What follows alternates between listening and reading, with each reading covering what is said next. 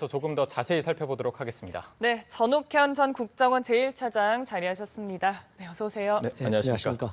네, 저희가 계속해서 전해드리고 있지만 북한에서 규모 5.7의 지진이 관측이 됐습니다. 진앙은 10km 정도라고 하는데 일단 핵실험일 가능성에 대해서는 어떻게 보고 계신지? 제가 보기에는 이제 두 가지 측면에서 이번 진앙지하고 그다음에 5.7 규모 강도 이런 거를 이제 볼 때 핵실험일 가능성이 상당히 높다. 네. 왜냐하면 이번에 지진파가 측정된 지역이 풍계 길주에 있는 그 풍계리 지역이거든요. 네. 그러니까 북한의 모든 핵실험을 하는 지역이에요. 그쪽이 이제 진앙지로 되어 있고, 네. 그다음에 강도가 북한이 1차서부터 5차까지 핵실험을 했는데 그때마다 인공지진의 강도가 한 3.5에서 5.0까지 쭉 계속 상향되는 추세에 있거든요. 네. 근데 이번에는 이제 5.7로 나타났습니다. 네네. 그러면 이제 지난 5차 핵실험보다도 더 위력이 큰 핵실험을 했다. 이렇게 볼 수밖에 없거든요. 네. 그래서 이러한 그 풍계리 지역이라는 거, 그다음에 강도가 5.0을 상회하는 상당히 센 강도로 이루어졌다. 이런 측면에서 보면 네. 북한의 6차 핵실험이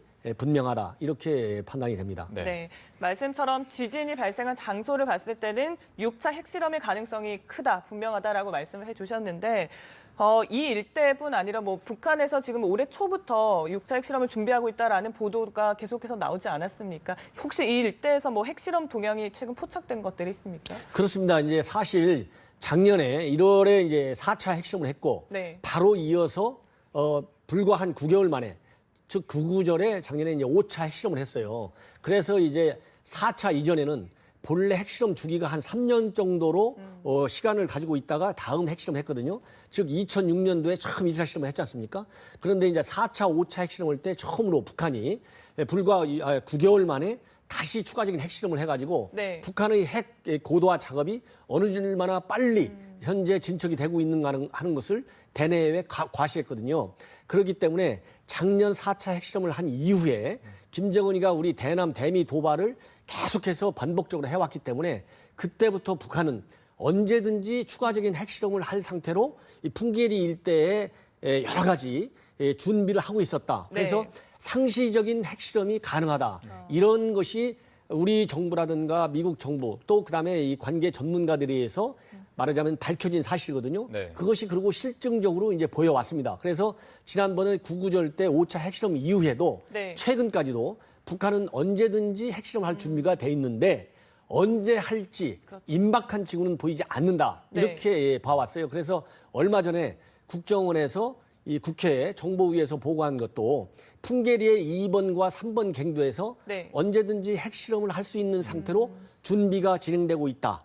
그러나 구체적인 핵실험 실시 시기는 조금 더 지켜봐야 되고 9.9절을 전후해서 할 가능성이 상당히 많다. 이렇게 예보를 해줬어요. 그렇기 때문에 북한의 6차 핵실험은 사실상 새로운 것이 아니고 우리 정부든 관계 당국에서 철저히 준비를 해오고 대응 그런 준비를 끊임없이 해온 상황에서 이루어졌다. 이렇게 보여집니다. 네, 뭐 조금 전에 말씀해 주셨지만 지난 5차 핵실험 같은 경우에도 9.9절, 북한의 정권 수립일에 맞춰서 이루어졌는데 북한한테 이 9.9절이 어떤 의미가 있기에 계속해서 이 날짜에 맞춰서 이 날짜를 전후로 해서 도발을 하고 있는 걸까요? 왜 그러냐면 이제 북한에서 9.9절이라고 하는 것은 네. 다 아시다시피 당 창건일입니다.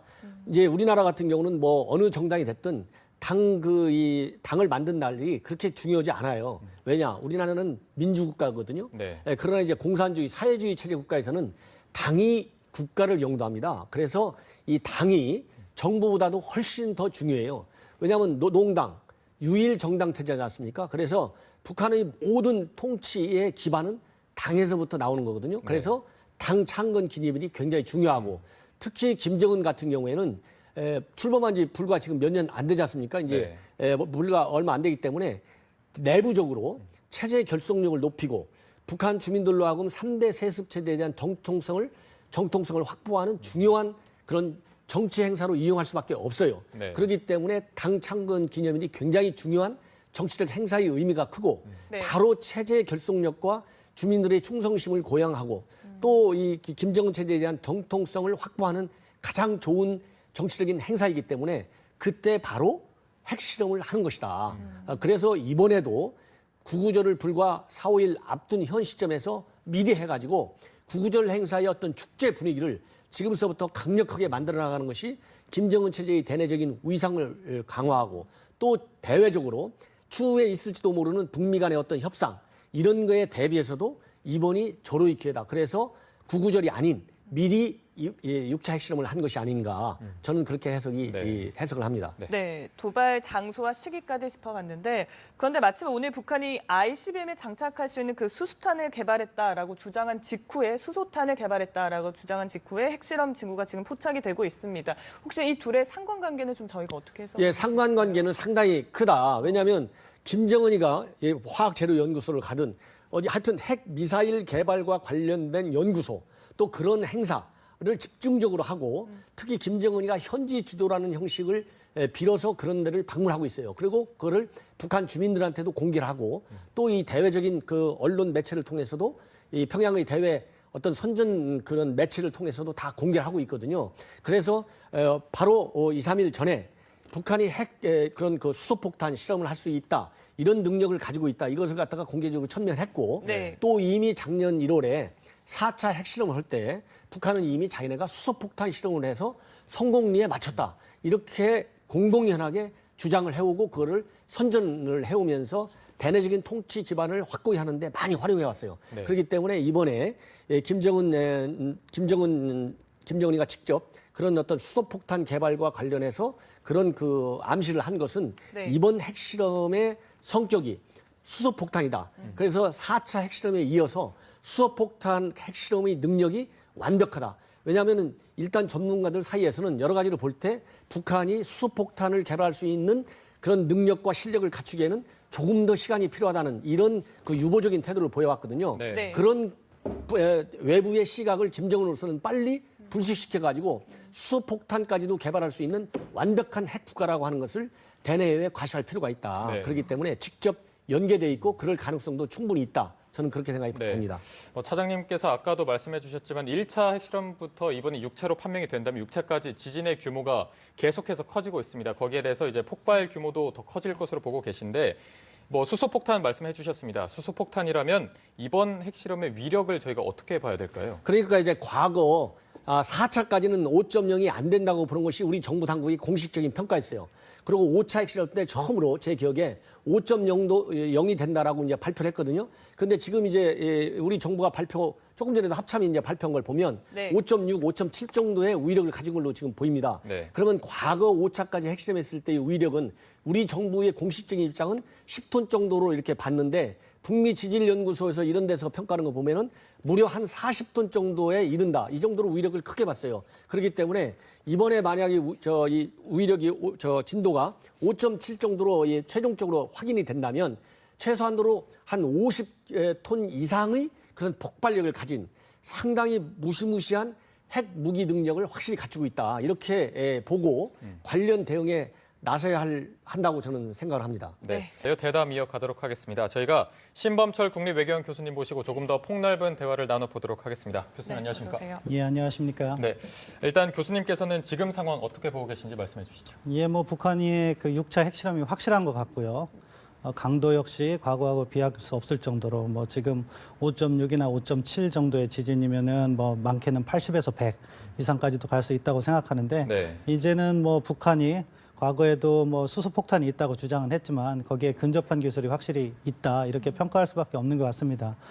증폭 핵분열탄도 사실은 공산권에서는 네. 증폭 핵분열탄도 수소탄이라고 해요. 이중수, 삼중을 쓰기 때문에 그 과거에 북한이 지난번 핵실험 때도 수소폭탄이라고 주장했을 때는 네. 그 강도로 봤을 때 적게는 10킬로톤, 많게는 30킬로톤, 40킬로톤 이야기를 했지만 그 정도 가지고는 증폭 핵분열탄 이상은 어렵다 이렇게 평가했는데 네. 이제는 정말 북한이 수소폭탄을 가지고 있을 수 있겠다 하는 평가를 해야 될 때가 아닌가 생각합니다. 네. 네, 말씀처럼 4차 핵실험 때도 수소탄 실험을 했다라고 북한이 주장을 했었는데 아무래도 이번에는 6차 핵실험에 만약에 수소탄 실험을 했다는 게 사실로 밝혀진다면 그 폭발 규모를 키우는 데 좀 집중하지 않았을까라는 생각도 듭니다. 그렇습니다. 왜냐하면 이제 북한이 상당 부분 소형화도 이제 거의 완성이 다 됐고 소형화, 경량화가 제일 중요하거든요. 왜냐하면 실질적으로 미사일에 탑재해갖고 날려보내야 되기 때문에 지금까지 이제 이 관계 전문가들 그리고 이제 한미 양국 정부가 이렇게 의견을 내놓는 거 보면 소형화와 경량화는 이제 거의 다 이루어졌다는데 일치를 하고 있어요. 네. 과연 그러면은 이제 북한 입장에서는 이제 폭발력을 키우는 거가 이제 더 급선무거든요. 그만큼 파괴력을 키워야만이 북한이 핵 미사일 완성도를 높였다는 것을 충분히 입증할 수 있고 실제 유사시에는 그걸 써먹을 수가 있지 않습니까? 네. 그래서 이제 폭발력을 키우는 게 핵심인데 바로 그렇기 때문에 북한은 4차 핵실험 때부터 수소폭탄 실험에 성공했다 주장을 했고 얼마 전에도 그런 암시를 했고 이번에도 지금 이제 5.7 정도의 이제 강도를 가지고 있는 것으로 이제 공식 거의 이제 확인이 되고 있는데 네. 이렇게 본다면 수소폭탄 위력은 최소한도 한 100톤 정도는 이제 넘어가거든요. 예, 그렇다면 이제 북한이 실질적으로 우리가 공식적으로 인정하는 수소폭탄을 개발해서 실전 무기화할 수 있는 정도의 기술력은 충분히 가지고 있다. 이렇게 보고 철저한 대응만이 이제 남아 있다. 이런 생각이 듭니다. 네. 네. 앞서 교수님이 뭐 육차 핵실험일 가능성이 매우 높다고 본다 이렇게 말씀해 주셨는데 그렇다면 작년 9월 9일에 이어서 약 1년 만에 도발을 한 셈이죠? 예, 그렇습니다. 작년 9월 9일 날 5차 핵실험을 했죠. 북한으로서는 지금 그런 것 같습니다. 자기들이 완벽한 핵 능력을 갖추는 것이 보다 유리한 전략적 위치를 점할 수 있다. 그렇기 때문에 뭐 화성 12형을 갖다가 이제는 일본 열도를 넘어서 이렇게 발사를 하고 네. 이번에는 보다 강력한 핵 능력을 보유했다는 그 핵실험을 하고 다음 단계로는 뭐 새로운 화성 12형일 수도 있고 또는 기술적인 준비가 돼야 된다고 생각하는데요. 네. 화성 14형까지 이렇게 일본 열도를 넘어서 발사를 해서 뭐 한 7,000km 이상 이렇게 비행 거리를 갖다가 증명하면은 그 다음에는 누구도 핵 능력만큼은 북한이 완벽한 핵 능력을 가졌다는 걸 부인할 수가 없는 거거든요. 물론 이러한 북한의 핵 능력과 국제사회가 북한에게 인정하는 핵 보유국 지위는 다른 겁니다. 우리가 그것을 혼동해서는 안 되는데요. 그럼에도 불구하고 일단 능력을 증명하면은 우리 같이 위협을 받고 있는 나라에서는 부담이 되거든요. 엄청난 안보 위협이 될 수밖에 없기 때문에 앞서 말씀하신 대로 이런 위협을 더 이상 간과해서는 안 되고 국제사회와 함께 이 문제의 근본적인 해결을 위해서 우리도 좀 사생 결단에 나서야 될 때가 아닌가 그렇게 생각합니다. 네. 네, 말씀처럼 최근에 뭐 일본 상공을 지나는 미사일을 쏘아 올리기도 했고 이번에 핵실험 가능성까지 이렇게 강력한 어떻게 보면 핵실험이 가능하다라는 걸 입증함으로써 북한으로서는 강력한 카드를 손에 쥐겠다라는 그런 의도로 봐야 되겠네요. 그렇죠. 북한의 협상 전략에 대해서 참 여러 가지 각도로 분석이 있었습니다. 그간 네. 핵 개발을 하면서도 한쪽에서는 저게 협상용이다 하는 주장도 많았고요. 그런데 북한 입장에서는 만약에 협상용으로 쓴다고 하더라도 자기들이 능력을 더 보유했을 때 보상이 크다. 이런 인식을 했던 것 같아요. 그래서 문재인 정부가 들어서서 대화 제의도 했고 뭐 그랬음에도 불구하고 그것을 다 거절하면서 이렇게 핵 보유의 길로 이렇게 나가는 거 있는 것 같습니다. 네. 자, 그리고 차장님, 사실 지난 26일에도 그랬고 29일에도 그랬고 북한이 계속해서 미사일 도발을 하지 않았습니까? 그런데 이렇게 시간이 얼마 지나지 않아서 북한이 또다시 핵실험을 감행한 것으로 확인이 된다면 이렇게 계속해서 도발을 하는 그 배경은 어떤 게 있다고 보시나요? 뭐 여러 가지 그 배경 요인을 분석할 수가 있는데 우선 대내적으로는 이제 김정은 체제가 초기에 이제 공포 정치를 통해서 이제 정당성을 이제 확보하고 네. 또 이 체제 결속력을 높였거든요. 근데 요거 하나 갖고는 부족하기 때문에 김정은 입장에서는 이제 미국과의 어떤 미제국주의자들을 무너뜨릴 수 있을 정도의 능력을 가지고 있다. 핵무기 능력을 가지고 있다. 이런 것이 이제 체제 결속력과 앞에서 말씀드린 대로 그다음에 김정은 체제의 어떤 충성심을 확보하는데 네. 가장 빠른 길이에요. 그런 것이 이제 대내적인 요인이 될 것이고 대외적으로는 이제 북한이 계속해서 주장하는 것이 자기네가 핵을 개발하는 것은 어떤 공격용 무기를 개발하는 도발적인 측면에서가 아니라 미국이 북한에 대해서 적대시 정책을 포기하지 않고 지속하기 때문에 자유력 확보 차원에서 핵을 가지고 있다는 거예요. 그래서 미국이 북한에 대해서 더 이상 비핵화를 주장하지 말아라. 우리는 네. 이미 핵 무기를 가지고 있는 핵 보유국이다. 그래서 당신들이 얘기하는 비핵화 협상, 육자회담 이런 거는 내가 절대 나가지 않는다. 그러니까 미국이 만약에 나하고 북한하고 핵 협상을 하려면은 똑같은 입장에서 미국도 핵 보유국가 아니냐. 나도 핵 보유국가니까 1대1 동등한 입장에서 핵 군축 협상을 하자. 그래서 핵 군축 협상을 하자는 얘기는 한반도에서 결국적으로 말하자면 평화협정을 체결해가지고 주한미군을 철수시키자는 거거든요. 그러니까 이런 생각의 기본은 바로 뭐냐. 핵 미사일 무기를 고도화시키고 사실상 핵 무장 국가가 돼가지고 김정은이가 생각하는 남한을 적화시킬 수 있는 수단과 여건을 확실하게 이 기회에 만들자.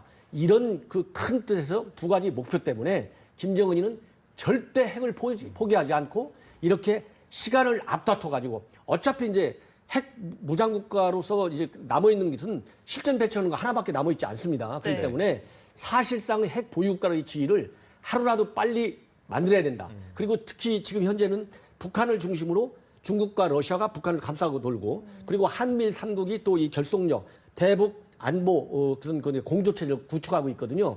그래서 이 세 개 국가가 서로 강력히 지금 대립하는 국면이거든요. 이럴 때 말하자면 국제사회의 제재와 압박이 약해지고 흐트러질 수밖에 없기 때문에 이 기회를 계속 노려야 되겠다고 하는 정치적인 판단이 앞선 겁니다. 네. 그래서 집중적으로 미사일 실험을 계속하고 또 6차 핵실험까지 앞당겨서 하는, 즉 지금 기회가 핵 보유국가로서의 지위를 확고히 함과 동시에 혹시라도 있게 될 미국과 북한 간의 협상에서 협상의 주도권을 장악하는 혹이다, 이렇게 판단하기 때문에 굉장히 서두르고 있다. 저는 그렇게 판단합니다. 네, 협상의 주도권을 지기 위한 벼랑 끝 전술도 강대강 대치로 치닫는 그런 모습인데 말씀처럼 이제 국제사회가 과연 그런데 이렇게 핵실험을 했음에도 불구하고 한 목소리를 낼 수 있을지에 대해서는 잘 모르겠거든요. 사실 어떻게 국제사회는 모두 한 목소리를 냅니다. 딱 두 나라가 문제인 거죠. 그것도 하필 이웃인 중국과 러시아가 이 북한이 만약에 붕괴되거나 또는 북한이 미국 편이 되면 자기들한테 불리하다는 전략적 계산을 하는 거죠. 그러니까 가능하면 미국에게 적대시 정책을 전개하고 있는 김정은 체제가 유지됐으면 하는 그런 바람에서 북한 체제를 정말로 위협할 수 있는 수준의 제재를 하지 않는 거죠. 네. 따라서 이제는 우리와 그리고 미국 그리고 전체 국제사회가 중국과 러시아에 대해서 이야기를 해야 될 때라고 생각합니다. 네. 원유 송출 중단하지 않으면은 우리도 해야 될 일을 한다. 근데 이것과 관련해서 우리가 사실은 옵션이 없는 게 아닙니다. 그러니까 어떻게 보면은 미국이 만약에 협상 카드를 쓴다면은 한국에게 핵무장 시키겠다. 이런 이야기를 할 수 있어야 돼요. 트럼프가 정말 자기 말대로 협상의 귀재라고 하면은 한국과 일본의 핵무장, 특히 일본의 핵무장이라든가 이런 부분을 카드로 사용할 때 중국을 본격적으로 앞서갈 수 있고 압박할 수 있고, 또한 만약에 그것이 미국의 전략적 이익에 부합하지 않기 때문에 다른 카드를 쓴다면은 이제는 정말 세컨더리 보이콧을 갖다가 최후 통첩을 해야 됩니다. 네. 더 이상 원유 송출 중단하지 않으면 세컨더리 보이콧 하겠다. 중국 기업에 대해서. 그런 정도의 강도 높은 메시지를 전하지 않으면 이제는 해결되긴 어려운 상황이다. 그렇게 생각합니다. 네. 주변국들 정세에 관해서 조금 더 얘기를 나눠볼 텐데, 이제 문재인 대통령이 곧 한러 정상회담차 러시아를 방문하지 않습니까? 중국과 러시아가 관건이다 이렇게 말씀해 주셨는데, 이렇게 문재인 대통령이 곧 방문을 하면서 북핵 해결을 위해서 러시아가 조금 더 적극적으로 태도를 취하는 그런 계기가 될까요?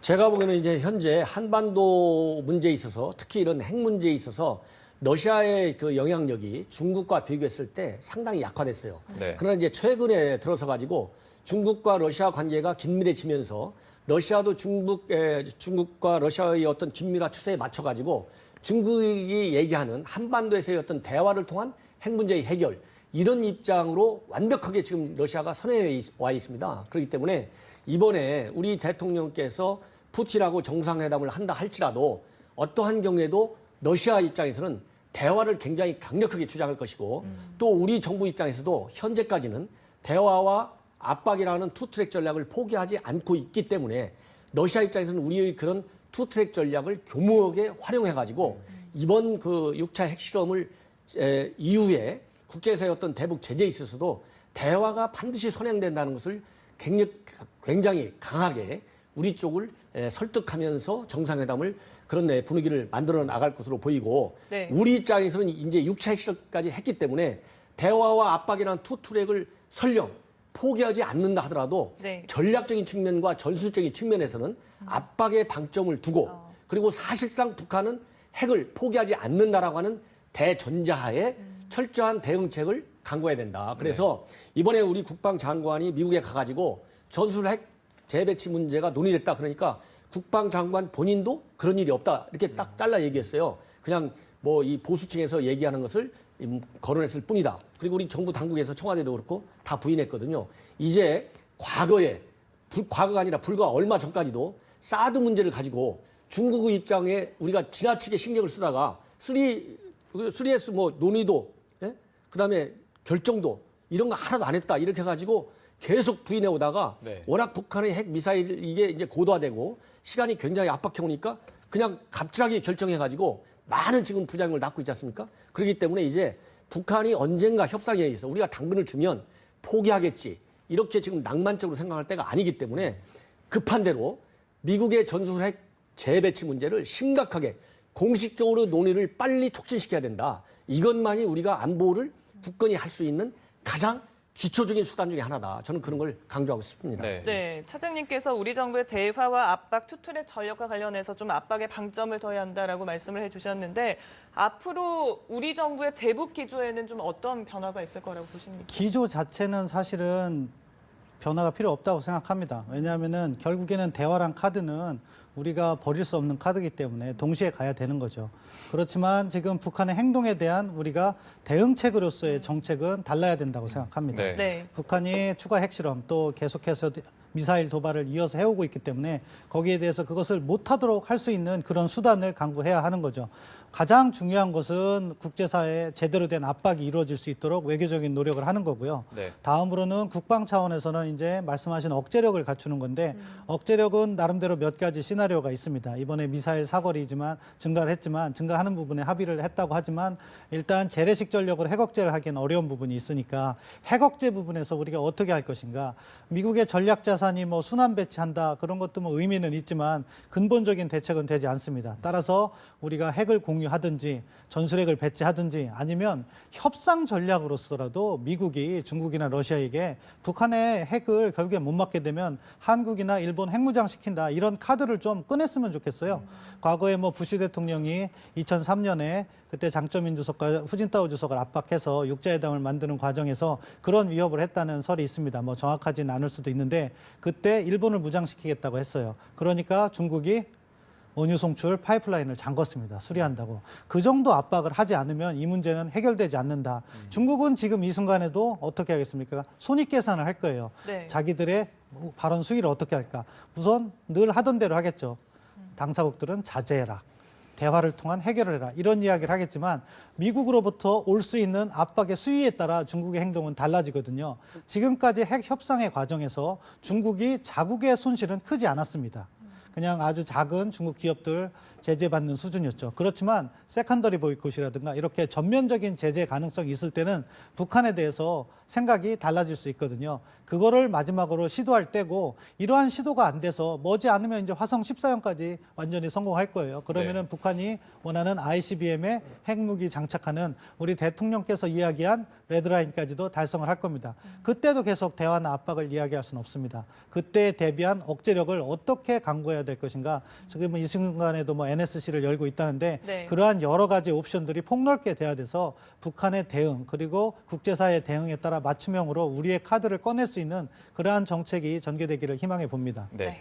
자, 그럼 저희가 일본 측 반응도 한번 살펴보도록 하겠습니다. 사실 지난 29일 미사일 발사를 하면서 일본 상공을 지나면서 이제 일본 정부도 예전보다는 조금 더 예민하게 반응을 하는 것 같은데 이번 6차 핵실험으로 밝혀진다면 앞으로 일본 정부는 어떤 입장을 취하게 될까요? 그러니까 지금 현재 일본하고 미국은 공동 전선의 공동 전략을 추구하고 있어요.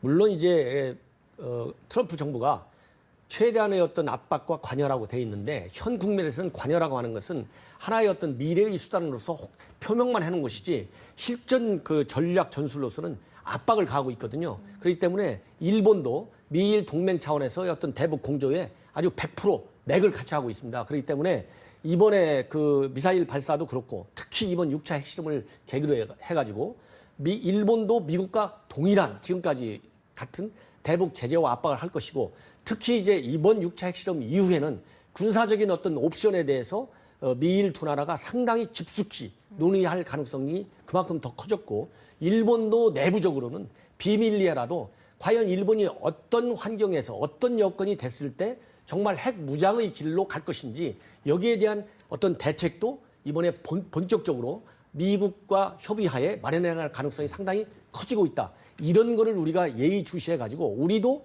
어떤 우리의 안보에 한치도 소남이 없도록 그리고 한미일 공조체제에 조금도 허점이 나타나지 않도록 1옵션, 2옵션, 3옵션까지 확실하게 준비를 해 나가는 것이 굉장히 꼭 필요한 시점이 됐다. 이제 중요한 단계가 아닙니다. 모든 조치는 현실화될 것을 염두에 두고 강구해 나가야 된다. 이런 말씀을 드리고 싶습니다. 네. 네. 네, 계속해서 대담 이어가도록 하겠습니다.